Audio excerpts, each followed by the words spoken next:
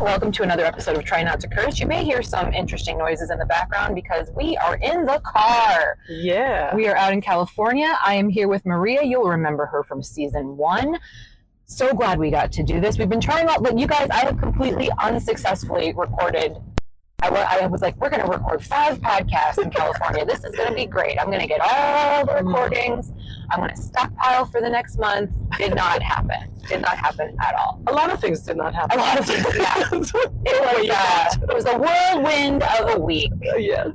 Starting with the fact that, we're here for our lovely friend Allison and Corey's wedding, and Fiona and Dan, who you'll remember from season 1, and Fiona obviously again has already been on season 2, and then Maria and I all flew out, and we stayed with Myke Steve. Thank you, Myke Steve, for putting us up for free. But both Fiona and Dan had a problem with their flight. They had to reschedule their flight for like 2 days later. Maria's flight got canceled. It was just a whole thing. So for like the first 3 days, I'm hanging out with Myke, and we were expecting people to start slowly trickling in, and they were just dropping like flies. It was like, well, all right. So sorry. Yeah, it happens. But the world we live in now. But at least everyone made it to the wedding. That's the important part. Yeah. And that is the a wedding it was. Gorgeous, beautiful venue, beautiful couple. Couldn't be happier for our friends. That's beautiful. But Maria, Maria came the farthest. She came from Nova Scotia. Yes. Out here in the Bay Area of California. But you have said to me repeatedly, you always have problems whenever you travel. This used to not be a thing, but it is very much a thing now. It's pretty much every time we try to go anywhere, it turns into this massive ordeal. And has there ever been an explanation as to why, or like they just all different reasons? Always. Yeah. Like when we flew to Charleston earlier this year, we flew with Delta, which we usually don't fly with, and both directions hates Delta. Oh, so do I now. Both directions flights were canceled, and on the way back they canceled them and postponed it to the next day, and never even gave us compensation for anything. See, and that's what's wild to me. I understand.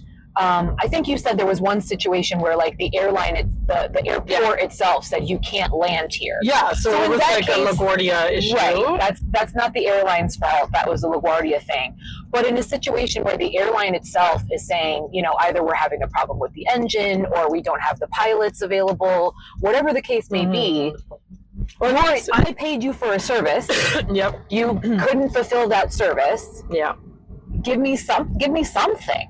Yeah, I don't know. We've had so many different, like the flight that was canceled on the way here was because of an engine problem. The incoming flight had issues, and the plane couldn't even come to Halifax. So this was Montreal, Montreal, and so they had to basically just move anybody who was on that plane to either another flight altogether, or like I almost thought that they had borrowed a plane from United or whatever. It was very strange, because then that flight they moved me from Air Canada to United, and then when I was at the gate, it showed a Air Canada flight number as well as a United flight number, but it was run by United. It was very confusing. It was only like an hour, 45 minutes later than the original flight was supposed to leave. Right. I don't know, but apparently it wasn't that they just borrowed a plane. No, that was a flight that was supposed to go out already, and they just happened to find a space on it for me. Okay. Luckily. So they kind of like merged the two. Yeah, I guess so, but I don't think for everybody. But the flight was packed, so there was. That's the worst. It was, That is the worst. It was, I think. 3 seats on each side of the aisle, and there was no free seat at all anywhere. Yeah. But I don't know. It's just been different things happening all the time. I basically just expect now that there's going to be some kind of delay, that there's going to be some kind of cancellation. Like, that's terrible. But that's literally what it's been. Like, when I flew to Washington, there were delays back. So now when I travel, it's tricky. You know, it's not that big of a deal if you're going away for 2 or 3 weeks, but all these trips were like just a couple days, a weekend to go to an event or something, you know? And so any day delay deal. So now when I go away for the weekend, I make sure, actually, I have 2 buffer days. I have a buffer day on the way there and I have a buffer day on the way back. Just in case. So I always make sure that, you know, I'm not teaching that Monday, or there's nothing going on that Monday, or I wouldn't go on that trip. Well, and again, you have a family, you're a wife, you're a mother, so it's like, it's not even a matter of, even if it's just you traveling, it's like, but I have a family that's waiting for me at home, and their life is on hold until I come back, and you know, we get our schedules, you know, back to normal, and that's so frustrating. Well, but again, like, this is why at this point I'm just I plan it in. Like, when I did the Washington trip and Dan booked the flights for me, he thought it was funny that I kept saying, we have to make sure there's buffer, you know. I was like, don't use Delta. I was like, you know, it's so far, go with Air Canada, because, you know, there was another Canadian airline that was going on strike. And I was like, but even then, a few, like 2 weeks before I was supposed to fly out, it was in the news that the Air Canada pilots were going to strike. Great. And so I said to Dan, I was like, what do we do? Do we need to, like, change the flight to make sure, because you don't know, because if, like, the airline was literally preparing just in case for total shutdown. Yeah. And it would take like something like 14 days or whatever. Well, and you had said on this flight that you came in on, they were wearing some kind of lanyard about... that was United. Okay. It looked like, it looked like, I don't know if United is, the workers are unionized. Like, I don't know. There's a lot of unions in Canada, so I don't know about in the US, right? Okay. But their lanyard said contract now or something like that, which, you know, it's very much strike. Yeah. Getting ready to strike. Strike vibes for sure. So, you know, and then speaking of strike, right? Another thing that happened when we flew to Germany earlier this year, with my family for the first time in 12 years. We got to Toronto. We flew Halifax to Toronto and then Toronto to Munich. And in Toronto, the catering folks were striking, and so none of the planes got food or drink. And so we didn't find out about this until we were there. And they ended up saying that they are sending us to Montreal. We're going to land in Montreal, which is, you know, back the other way, and pick up food, pick up the catering, food and drink, and then refuel, because of course a landing somewhere ends up taking up too much fuel. Refuel, and then be on our way to Germany finally. So what was going to be like an 8-hour flight turned into like an 11-hour flight. It was wild. With no food. So the first 4 hours was no water, nothing. Wow. Because they don't, like, they should have walked around the aisle and, like, at least poured some water as we were standing, like, taxiing or something. Or just standing on the tarmac waiting to be fueled. They didn't do any of those things. They just let us like smolder in there. And it was like dinner time, like past dinner time. So we didn't end up getting any service at all until about 4 hours into that trip on that airplane. That's wild. Yeah, but even then, we ended up still with like 3 meals that were included. Okay. Right? Whereas, plus you could buy additional things if you wanted. Sure, of course. Whereas the flight I just took here on United, there was no food. It was a 6-hour flight and there was no food. All they had was pretzels. So again, listen to this setup. Apparently this is the way things are headed. I have never heard of this in my life, and I'm going to have to talk to my cousin about this with her airline. But So when you asked them, you said, "Listen, I'm willing to buy food. Like, it's fine." yeah. What did they say to you? They said, "Well, we have to see if your credit card is on file." And I was like, "What?" So I have flown United in many years, and I wasn't supposed to be on a United plane in the first place, so I wasn't prepared for this. Nobody announced it at the gate or beforehand, or like before we started flying, is that you need to download the United app, you need to enter your credit card information and put it on file. Which is fucked up because people have issues with that. Like, of course. That's a huge privacy and security but thing. Literally, if you don't do that, there is no food. And even at that, the only thing they were selling on this flight were snack boxes. There was no sandwiches, there was nothing. Yeah. I was legit shocked because I'm like, you're trapping us in this vehicle for 6 hours. You cannot go anywhere else. Right? If you come in, if you don't know and they don't give you this information, you're just screwed. Because I ended up asking, I said, yeah, okay, I would love to buy a snack box. I'm hungry. I know I eat regularly. Right.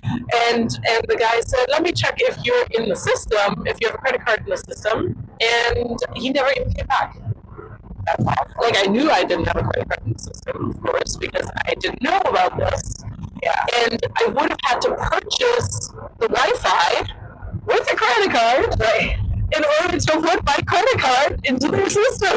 Like, what? Well, and again, and it's not fair because they treat it as if like everybody should be reading all of the fine print and should know what their systems are like back to front. Which are changing all the time. Well, and again, like, so even with this wedding that we went to, right? Alice and Corey, and this is the way of the world too. Everything's now online. They had a wedding website with all of the information about the groomsmen, the bridal party, some little facts. But then they also had stuff about the after party and the location of nearby hotels and all that kind of thing. But you were having a hard time getting on their wedding website. Oh my gosh! You were able to password kept not working. Well, so you were able to do as much as RSVP, and so every time we would be talking about something relating to the wedding, you'd be like, "Oh, how did you know that? Did you talk to Alice?" And we're like, "No, it's on the section." And you were like, "I could never." So this is what I'm saying. So for places like United, that for some reason now they're expecting everyone to just go online and set everything up and know in advance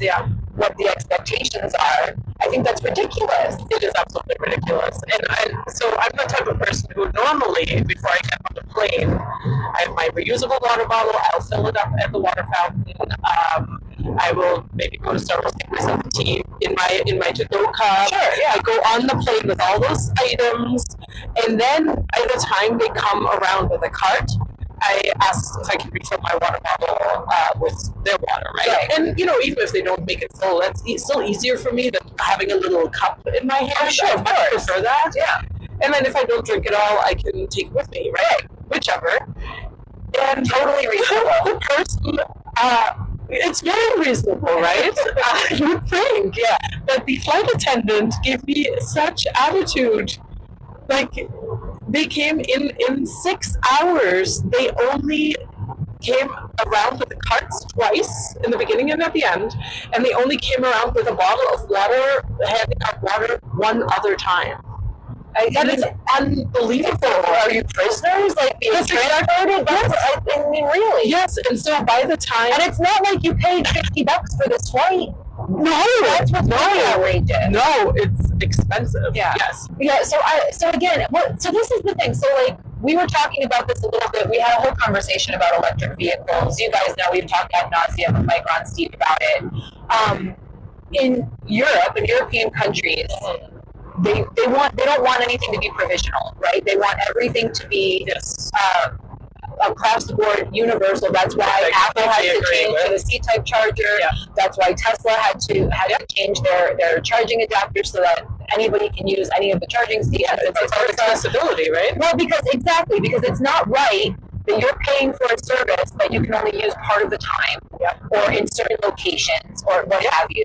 Because at the end of the day, we're talking about vehicles. We're talking about cell phone service. Like these are important things that people obviously need. Like the USB plugs. You can't just be stranded in like the middle of nowhere. Anything that's like in one brand specific for something that should be universal. Right.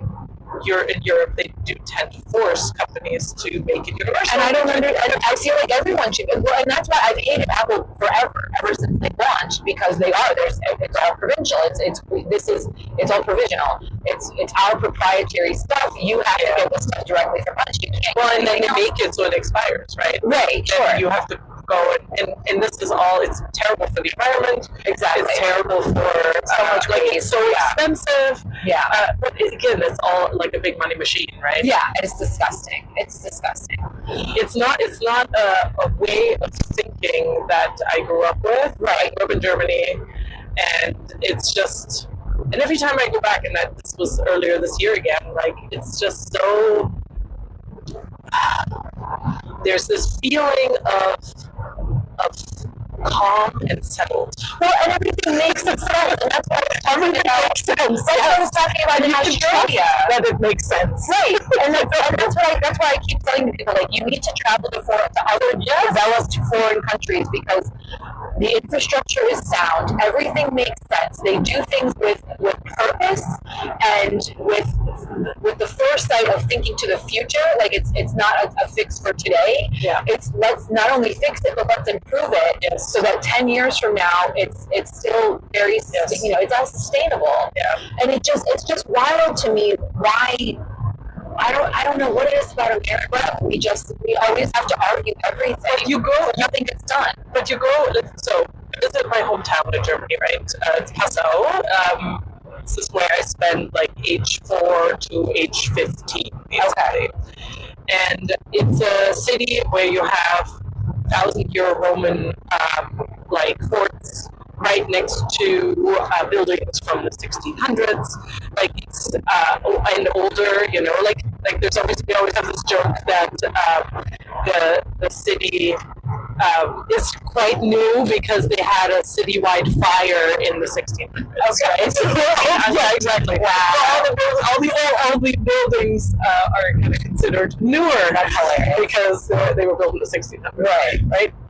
And of course, you also have some modern buildings, but I noticed this again this year when I traveled there, that the big difference is when you are surrounded by that much history all the time, you understand that you are temporary. This place has been here for thousands of years. Okay. The buildings have been here, some of them for 1,000 years. Yeah.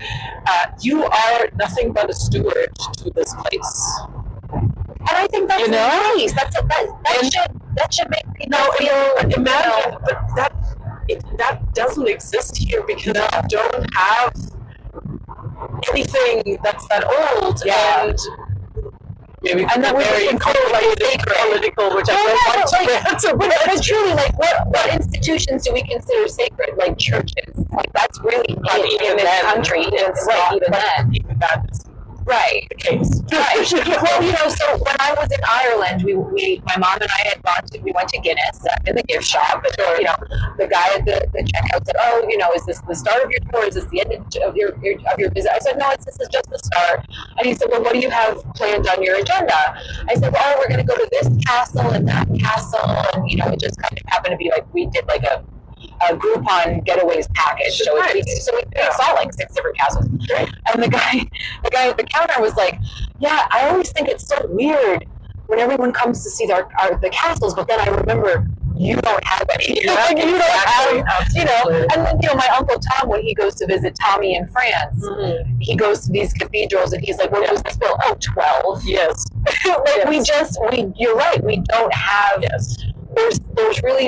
there's not a lot of institutions around this country where you walk in and you feel that sacred, that just ethereal, I don't know, like when we were walking through the redwoods, I had said to you, I said, you're going to be at some of these trees have been here for 500 or more years, or 1,000 years even. And it's one of those, and you can feel it though. Yes. And I had said that to you. I said the last time I was there, we were like whispering walking through because it just gives you that that just feeling that you're in Yes. some type of mystical Yes. realm. I don't know how to describe it. Part of this is also that education Yes. around things is very theoretical when you're not surrounded by history. Yes. Right? And theoretical stuff doesn't tend to stick. Well, Right? I It did. has I no always impact. had that problem in school because I felt like it was something I couldn't relate to. Like it Right. wasn't. Yeah, when you grow up and you see the castle on the top of the hill and you walk down the aisles that in the Middle Ages people walk down, like it's a very different sensation. Yes, yes. But you know what I find that gives me, because some people find that stuffy, I find that gives me like a very calm and settled feeling. It's humbling. Because it's just that, look, like, this is a much bigger picture. We're just here taking care of this place until the next people come and take care of this place. Yes, exactly. Just like all the people before us that have taken care of this place. And also it takes the pressure off. I mean, because you're just, this is the place, this is, we're going to preserve this, we're going to make sure to take care of it, just like the people before us have. Yeah. And there's just like a really, it's an incredibly calming sensation to be all surrounded by, to me, to be all surrounded by these old buildings. It gives you a sense of purpose, a sense of belonging, but like you said, also there were people that were here before me, there are going to be people that are here after me. It's perspective. We're unfortunately in this country, it's more of a, well, it's not going to matter in 50 years. Exactly. You know, like people don't think about, everything is disposable. Everything is disposable, but again, but we're also, we take shit so personally that it's like, well, when I'm gone in 70 years, who gives a shit then? It's like, well, there will be people after you. Exactly. Wouldn't you, just like when you go on these, country tours or like a hike or something where they have those signs everywhere, please leave it better than when you found it. Yeah. For some reason, Americans have a really hard problem with that. And it just boggles my mind. But it's not hard to be thoughtful.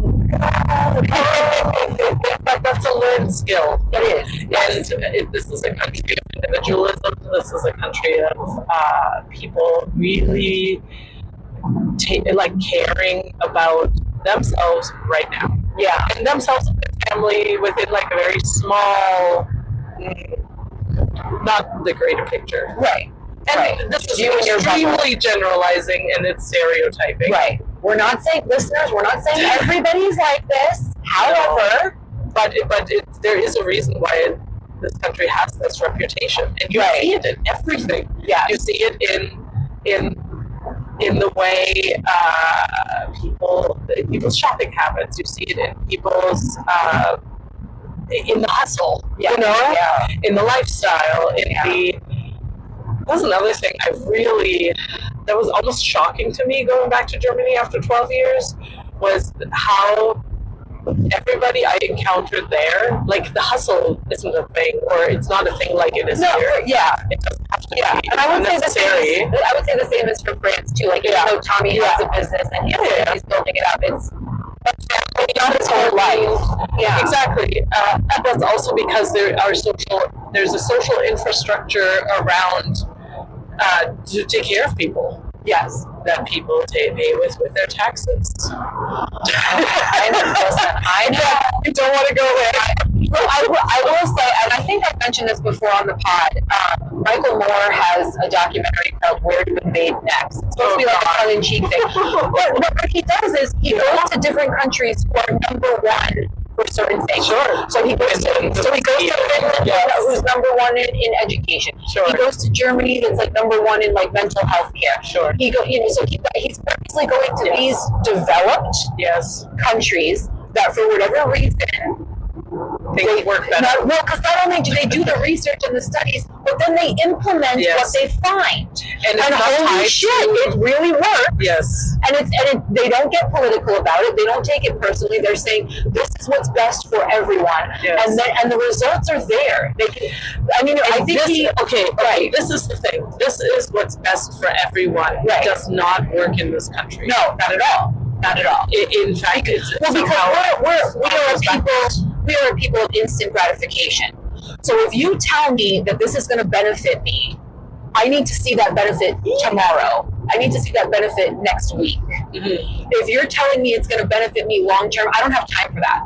I have bills to pay. I have stuff to do. I have places to go. There's no decent social safety net in this country. Yes. Or we're trying to handle it state to state. So that's why this state is better than this state.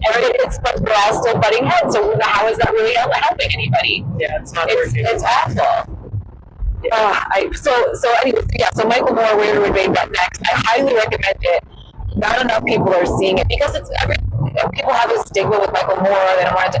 But also, we live at a time where the world is on fire.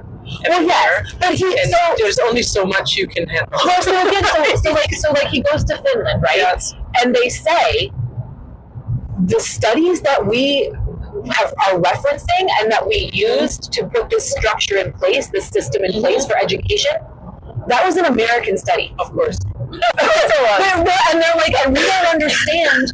You guys have all of this information. You guys know what works. You guys know what's best. You know what direction you should be going in. And for whatever reason, red tape, political divide, whatever you want, money, right?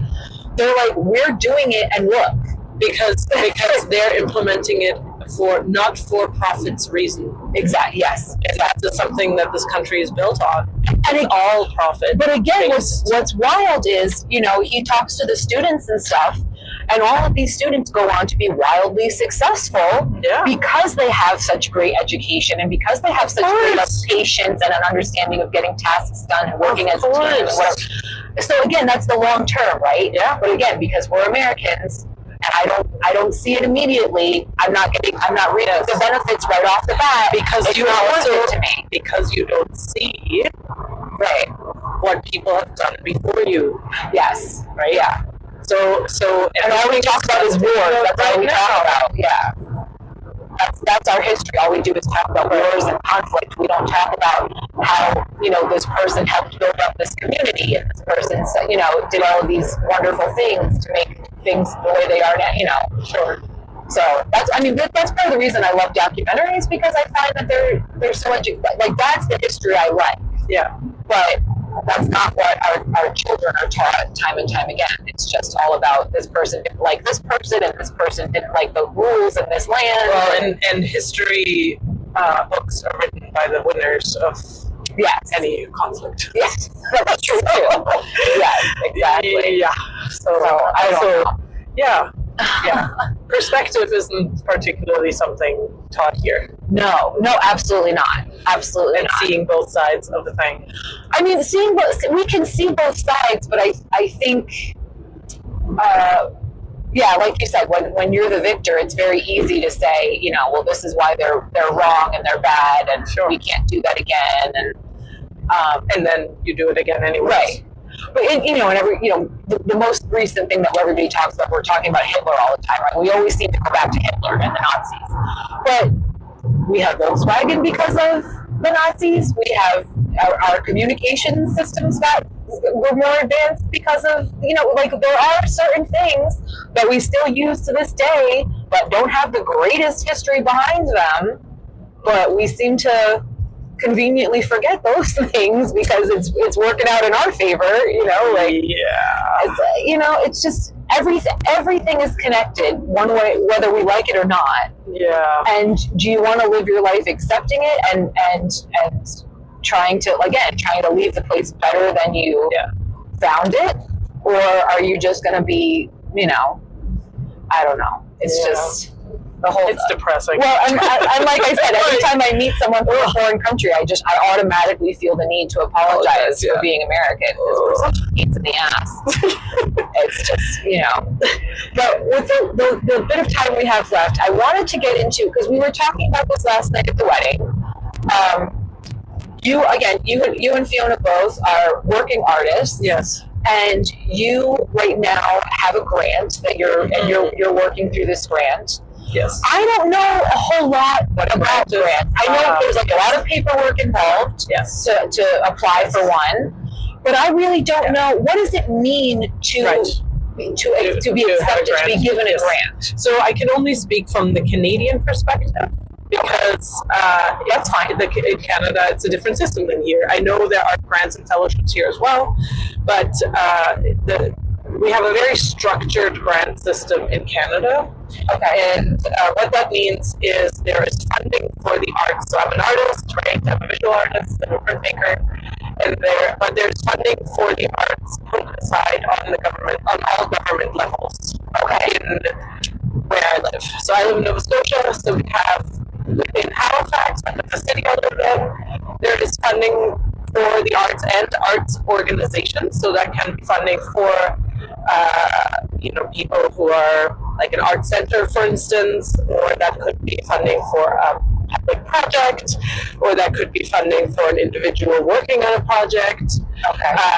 And then the next step up is the government, the provincial government, and that is for us, Arts Nova Scotia. It's the funding body, and then the next step up is the Canadian. It's called the Canada Council for the Arts. Okay. And all of these funding bodies have money to give out to people working in the arts and working on projects. And there are some that are film specific, there are some that are travel specific. So for instance, if I have an exhibition in Vancouver and I need to travel across the country, I need to pay for the flights, then I can apply for a travel grant that will cover those expenses for that trip. I've done that plenty of times. Interesting. Okay. And it's so for instance, within the provinces, every province has different amounts of funding and slightly different priorities. Like Nova Scotia is quite far from the big cities in Canada, Toronto and Montreal and Vancouver. Sure. And so there's another funding body in Nova Scotia called Creative Industries, and it's for artists and crafters and film people, and it's funding that helps them get their work to new markets outside of Nova Scotia. Okay. Whether or not that's internationally or within the country, right? And so there's a lot of money available for artists as long as you are not in university anymore. You have to be graduated. You have to be at least a permanent resident for a certain amount of time in Canada or a citizen. And you have to be a professional full-time artist. Okay. Right? And then you don't just say, hey, I want money. No, it's a whole big application process, right? So you need to explain the project. You need to give a timeline. You need to give a budget, and you need to give images to show either past work or what the work you've already made on this project is, and so on. You can also, so the project I'm currently working on, for instance, our initial budget needed money from more than one grant body. Okay. So we applied for money from Arts Nova Scotia as well as Canada Council for this one. And by we, as my husband and I, he helps with a lot of the paperwork for me. Great. Which is he's a business guy, so he's very organized in that way. It's very helpful. And so I've applied. I think the only I have not applied through Halifax, because that's often a lot more like public art projects or for organizations. Oh, okay. But I have applied and received grants through Arts Nova Scotia as well as Canada Council for the arts. And then sometimes it's been for projects where I've applied, I start working on it, I finished the project, and then afterwards I found out that I got the money, and I basically, that money that they then gave me, paid back for, like, sure, yeah. It doesn't have to be, it could be something that you're already working on, basically. Okay. But there's the application, there's, for Arts Nova Scotia, for instance, the applications, I think, are twice a year, one in the spring, one in November, and it takes, one in February and one in November, and it takes months before you hear if you get it. And from the moment you apply, is when you can start spending money, basically, even if you haven't received the grant yet. But that's tricky though, right? Because you can potentially be denied. Oh yeah, absolutely. Okay. You have to assume that you're not going to get the money. Okay. So here's the thing, right? I'm an artist. I will work, most projects I work on, I will work on them anyways, even if I don't get the grant. But if I do get the grant, it speeds things up for me significantly. Okay. Because now I can, spend $4,000 on paper because I have those $4,000 for that paper in my account, versus spend the same amount over, let's say, 5 years by, selling work and slowly making my way there. Okay. Sometimes you're able to speed up projects that normally would take me much longer. And sometimes it's something where, if you don't get it, then you're just not going to do the project because the specific project is just so expensive. And if it's an event, for instance, or a performance or something like that, the performance might just not happen unless the funding comes through. But if it's something that you're working on anyways, anything you spend on the project or do for the project, from the moment that you apply for it, this is at least how it is with Arts Nova Scotia. Okay. From the moment you apply, you can start doing your thing. Like that can be you're just saving all your receipts. You're exactly. Kind of thoroughly documenting the process. Exactly. Okay. And then you get the money, they put it in your account. So, for instance, the project I'm working on right now, I got a $15,000 grant. Great. Most of that money, so a huge chunk of that, a third of that is supply costs for this project. Sure. They're large prints, the paper's very expensive, so on and so forth. Ink is expensive and so on, because it's a lot of waste, because it's such a large project. Okay. The size of the imagery is big.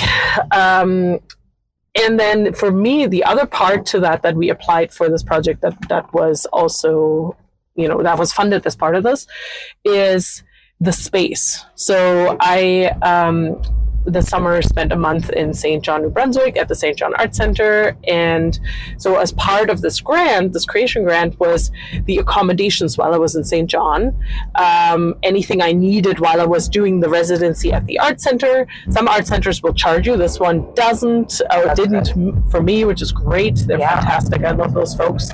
It's like hanging out with family. It's really great. That's nice. Yeah, they're wonderful. And so, so another big chunk of this grant was the cost of going to this art center and staying there. So transportation. There's also usually a portion automatically kind of built in that is subsistence is what it's called. And that's basically money to either pay your bills while you're away, or also money to pay for groceries and like stuff you need to be alive. That is usually also built into that. And each grant body or each grant has different requirements around that. It's usually a set amount. Okay. Or some people will use that towards rent or whatever. Right. Because even though they're going away on this trip, they still have to pay rent at home. Of course, right. Yeah. So these funding bodies make it possible for many different projects to come about that normally would be lost in the expense of things, right? But also, you have to think that, for instance, it's one thing if you're an artist who makes work that you sell at a gallery, right? But there's also artists who make important work that, let's say, is installation work that isn't meant to be sold. Right. But because of this funding, there's a way for that to exist. If that makes sense. Yeah. Well, so like for you, so your goal ultimately, whenever you've got a project or an idea, the ultimate goal is to then end with a showing, with a gallery? Yeah, well, right? so usually I build up enough work within a body of work that then I can go and exhibit it. Okay. And then again, in Canada, the way it works is you have a long list of different galleries. There's different types of galleries, of course, but the ones you want to get into, if you can, are artist-run centers, because in Canada, we have something called CARFAC, which is like the Canadian, oh my goodness, I don't remember exactly what the abbreviation stands for, but it's kind of like an artist association in Canada that is very concerned around laws and copyright, and they do a lot of work around making sure artists get paid what they should be getting paid, so that we don't get abused, right? Yes. Taken advantage of, yes. Yeah. And so they have a fee schedule on their website that gets revised every couple of years, I think, or every year. And on that it says, if you are an artist exhibiting, let's say at an artist-run center or in a gallery, and let's say you have a solo show, just for showing there, you should get paid, let's say, $2,000. Oh, okay.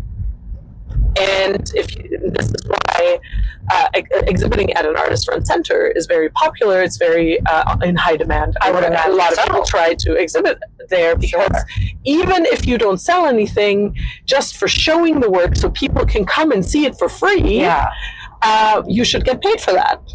I mean, that makes sense. Makes perfect sense. Yeah, I mean, it's just like when a band performs at a venue. Exactly. They're going to get paid for that venue because you're bringing people there. Why shouldn't artists get paid for something that a lot of people end up going to look at for that free? Makes perfect sense. And that's also why a lot of shows at artist-run centers are not commercial. A lot of them are. They might include installation work, performance work.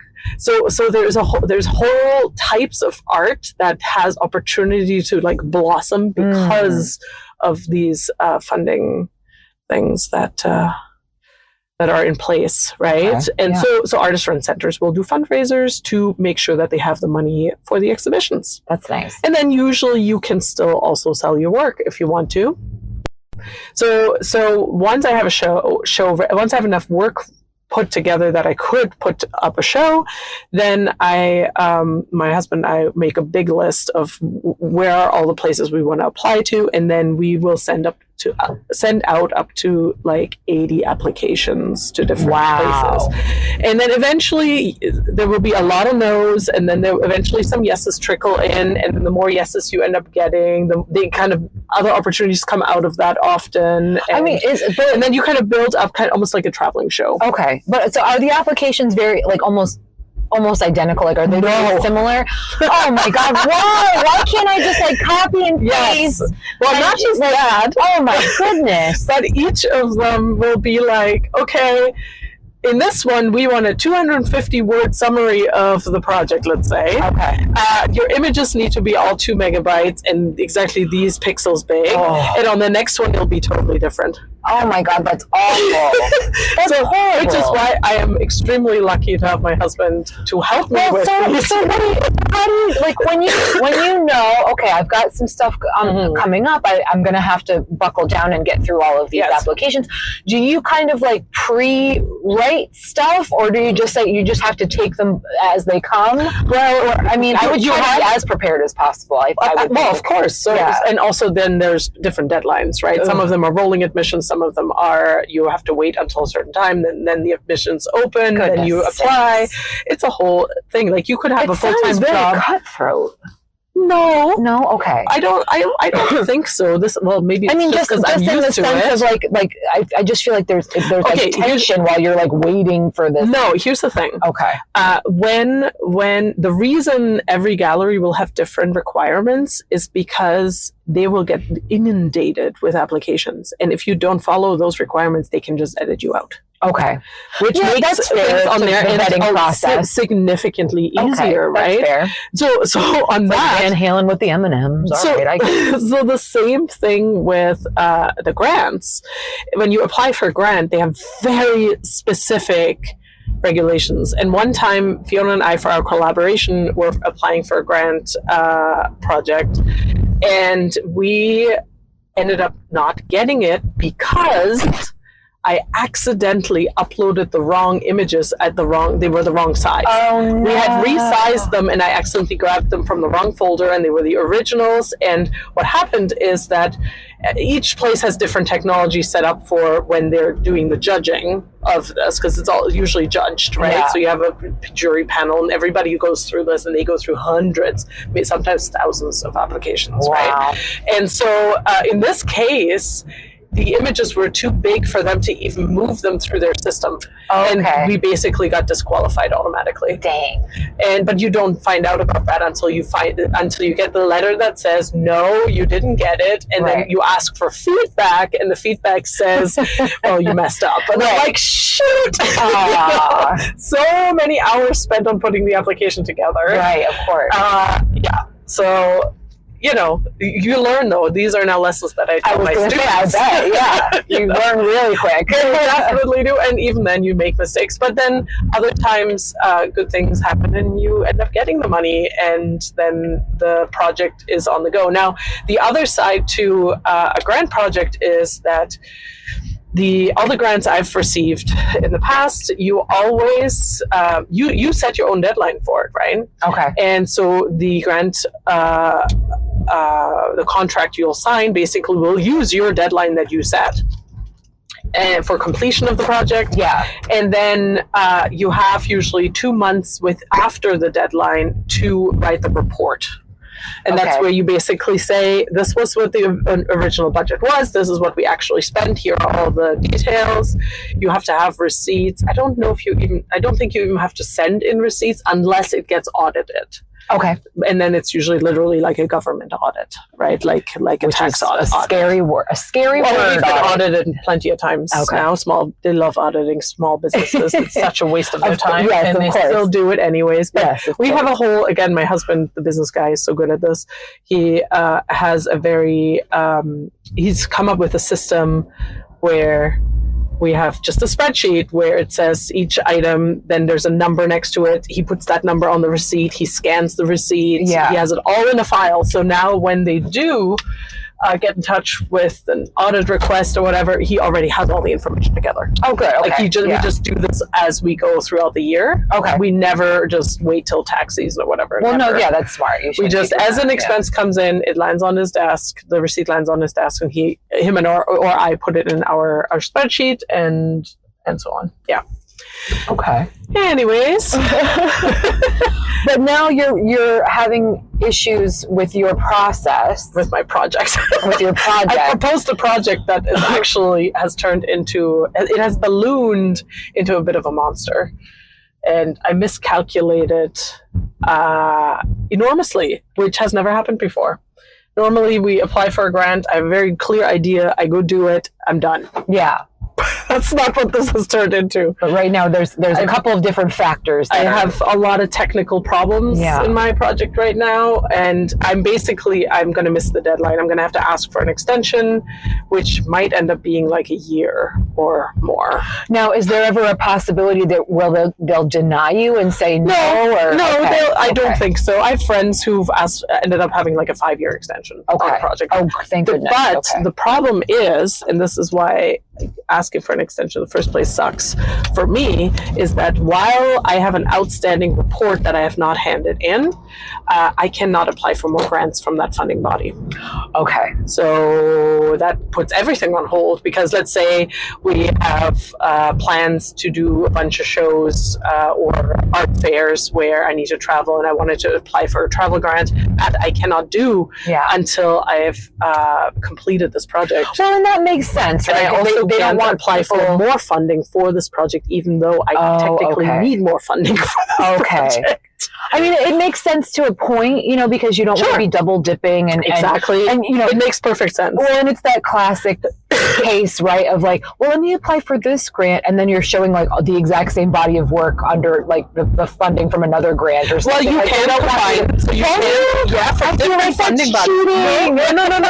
No. Okay. You have to tell them. You have to for instance, you just make it clear that. We applied for this project. We applied for with our Nova Scotia, and we applied for a second part of the project through Canada Council. Okay. The Canada Council grant we did not get, but the Arts Nova Scotia grant we got. So now it was like, I'm short a big chunk of money, but I have enough to get started. Okay. I thought that I would be able to do a lot more than it turns out I'm capable of doing. So now what we're going to do next year is apply for the Canada Council one more time and hope that this time we get it, so I can. Yeah, it's tricky. It's complicated. But you tell them, you show them, this is how much money I've received from Arts Nova Scotia. This is what I did with it. And now for this stuff over here, for the other part of this project, I need this kind of money. Okay. It's all very clear. It's all very clear laid out. Where it gets tricky is if you apply for the exact same thing at the same time to funding bodies and you get them both, because technically you have to say no to one of them. Okay. So let's say I'm applying for a travel grant with Arts Nova Scotia, and I'm applying for a travel grant, the same travel grant, but with a different funding body. People do this all the time because you don't know who's going to say yes. Right. So you have more chances, right, to get the money. In that case, you're going to go with the people that give you the most money. No, well, not always. No, you could. Yeah. Like if on the rare occasion both sides say yes, but you applied for the exact same thing, then you're just going to have to decide to which you're going to say no. And what they do, they have basically like a waiting list. Okay. So if you say no, that money will go to the next person on the list. Oh, okay. So when they do the jurying, they have a list of, if somebody declines their grant, then these people are next in line. All right. Because they want to make sure the money is put out there and used. Right. Because otherwise next year they're not going to get that money again from the government, right? Yes. So, yeah. Well, it like, as overwhelming as it sounds, it's nice that they have these things in place. Oh, it's fantastic. Because it is hard. It is hard to be a working artist. The supplies are expensive, and your schedule and putting everything together, and like you said, having the space. Yeah. To work, let alone store the stuff after the fact. The thing that I think is really special about this. And it could be a lot better. There are countries where it's much better actually than this system. But the thing that I think is really special is that it's a system that's designed to make opportunity and nurture art to be there, even if it's not meant to be commercial. Mine is meant to sell eventually. That's fine, but the production costs, the initial production costs of mine would be prohibitive of that in the first place. Sure. It's tricky, but that work is allowed to exist thanks to these funding bodies. And then what that does is it puts art everywhere for everyone to see, and oftentimes for free. That's a very nice thought. Which is a huge, that's the culture. Right. That's the cultural stuff. To be, exactly. Well, it's we were talking with our friend Keith last night, and I've talked to both you and Fiona about this. You guys, you have this drive to create. You cannot not create. Yes. And so, yes, it's great to have these grants, but you would be making this work regardless. Yes, you would be finding a way regardless. Or it would be much smaller, or it would just look different. Right. I'm able to make it the best thing it can be because I have that financial support. Right. And I'm able to make it faster so I can make more of it, which really this grant for me, because I had a baby, and it's just, that and the pandemic, everything kind of went on hold for a while. Mm-hmm. And so, where some people were working and creating for 4 years, or 3 years, I was on pause. And as a result, I can't. Oh, my face. Oh, goodness. Coming out of nowhere, these guys. You're going to want to cut that part. Yeah, cut that part, Myke. I almost got a bike. Almost hit a cyclist. Oops. Yeah. But again, like you said, you're going to be doing the work regardless.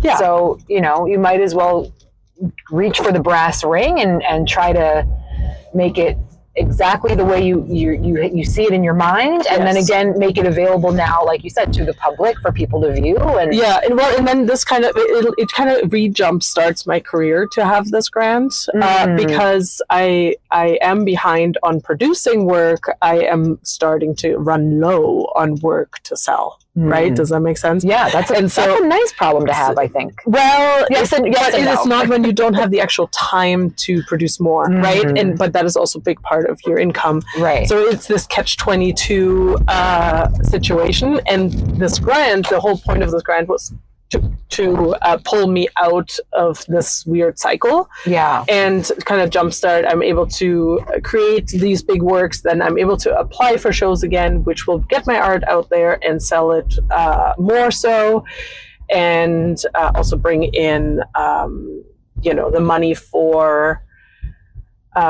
like from exhibitions, right? Like, so it's like this grant is it's just a jump start. Yeah. Well, I mean, hey, I'm really excited for you. I know, you've, like I said, you're going to create regardless. Yep.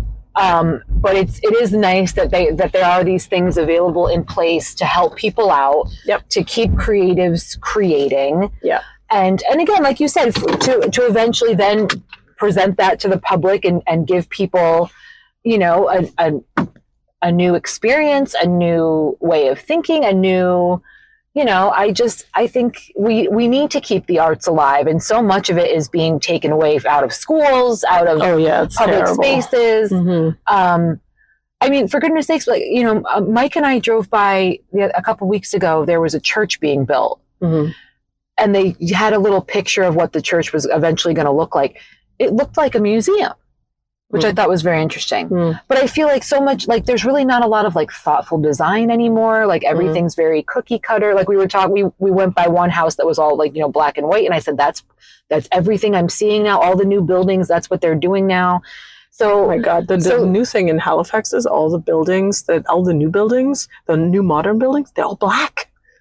See, I'm like, in a city that's known for its colorful houses, right? Everything that's coming up is black. I'm so confused. Well, so that's why I'm glad that there are these things. But again, people, you have to do your research, because if obviously, if it's something you're not aware even exists, how are you going to apply for it? How is it going to benefit you? Yeah. So you have to do your research. You have to look into what your town, your state offers. Yeah. But I am so glad that things like that do exist, because it's hard, and people are hustling, and people are working, and people have their own lives, and when you put extra cost on top of it, it's so easy to just kind of just throw your hands up and say, well, I guess it's not going to happen for me.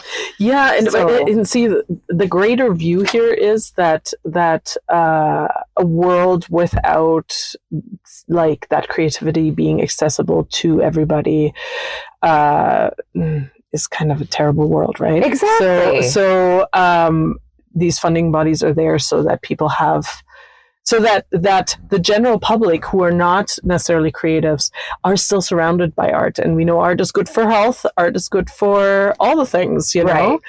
And so actually having those things available is to everybody. Yeah. Being able to make this, because, everybody wants artists to make stuff. Everybody uses what we make. Exactly. But somehow we're the ones who kind of have to suffer through that, because the world isn't set up for us. Yeah.